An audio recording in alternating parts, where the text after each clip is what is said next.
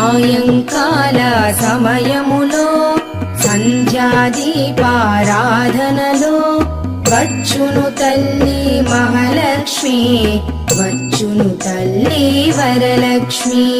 కాళ్లకు గజ్జెలు కట్టింది, మెడలో హారము వేసింది, పిలచిన వెంటనే పలికింది, అడిగినదంతా ఇచ్చింది.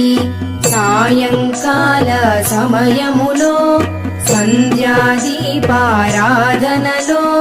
వచ్చును తల్లి మహాలక్ష్మి, వచ్చును తల్లి వరలక్ష్మి.